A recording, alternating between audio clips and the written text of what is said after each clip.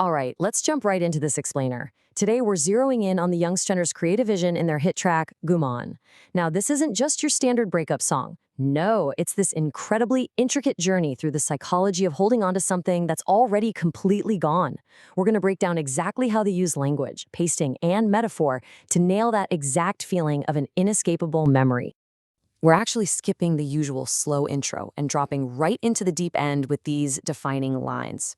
Right out of the gate, the Stunners plunge us into the painful, cyclical nature of waiting. Today, again, you didn't come. Your memory did. It's such a brilliant, creative choice, right? They don't build up to the heartbreak, they drop you right into the middle of the aftermath, sitting in that quiet, devastating realization that you're demanding loyalty from someone who is fundamentally incapable of giving it. So, theme one, the illusion of hope. Let's look at the core concept holding this whole narrative together. The title itself, gumaan, is literally the anchor for the whole shebang. It translates to a false hope or an illusion. It perfectly captures that tragic, almost stubborn optimism of expecting a former lover to return, completely against all logic and reason. The artists built their entire lyrical landscape around this single word, transforming a simple noun into this heavy emotional anchor that just drags the narrator back into the past, day after day. And the structure of the song itself, it completely mirrors that messed up psychological state. By returning to this concept of gumaan over and over in the chorus, they force the narrator and us as listeners to helplessly relive that disappointment. It perfectly simulates the exhausting, repetitive nature of grief. It's exactly like constantly checking your phone for a message you know isn't coming, waking up hoping only to be let down by nightfall. Moving on to theme two, the anatomy of betrayal. Here, the creative vision shifts from just feeling sad to unpacking the harsh, bitter mechanics of how that trust was shattered in the first place. Notice this masterful juxtaposition they create. On one hand, you've got this naive, almost cinematic romantic fantasy. Thought you would come, breaking all traditions. But then, bam, it instantly crashes into the cynical, bitter reality, expecting loyalty from the disloyal. The young Stunners use this sharp contrast to show the absolute whiplash of heartbreak. You're caught between the fantasy of a grand romantic gesture and the cold, hard fact that the person you love is just unfaithful. But, and this is crucial, their artistic scope doesn't stop at the edges of a failed romance. They zoom way out, expanding this sense of betrayal and casting a shadow over the entire world. In the lyrics, they observe that human beings naturally want to tear each other apart. They paint a picture where everyone is caught in lies, resulting in a complete loss of societal trust. By doing this, they elevate the track from a simple love song to a much broader commentary on human nature. The personal heartbreak actually becomes a lens through which they view a fractured, untrustworthy society. So, that actually brings up a really fascinating question. If the world is that bleak and the betrayal is that deep, how do the young Stunners even begin to convey the intense level of adoration they felt before it all went south? How do you measure a love that is simultaneously beautiful and incredibly toxic? That brings us to theme three, masterful poetic imagery. The Stunners do this incredible balancing act, blending classical, melancholic Urdu poetry with a rapid-fire modern hip-hop delivery. When we break down their metaphors, you can see how they equate the lover to literal, unstoppable forces of nature.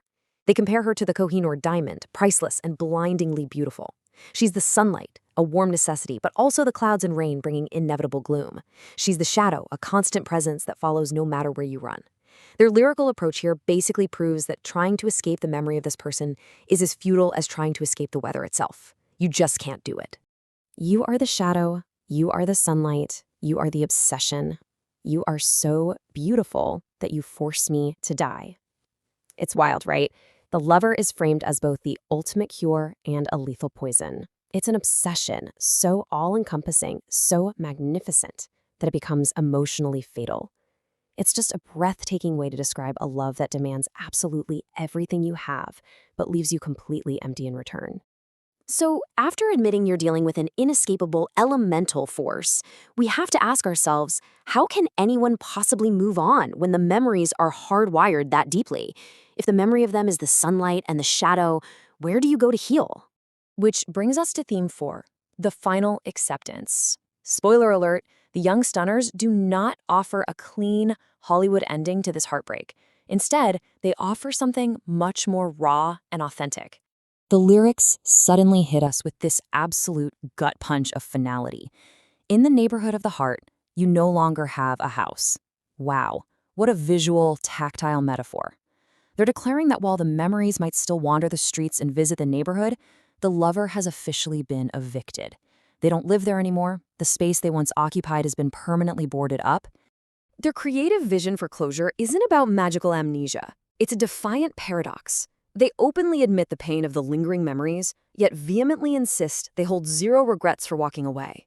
They flat out refuse to let this distant lover cause any further ruin. It's an acknowledgement of damage, paired with an absolute refusal to take even a drop more of it. They conclude this thought by literally daring the gloomy clouds to return. Clouds, come again, because from afar you haven't broken anything of ours. It's like they've forged this new emotional armor. They're saying, yeah, the memory of you still brings gloom, but from where you stand now, safely away from my heart, you can't actually break me anymore. The damage is done, and I'm immune.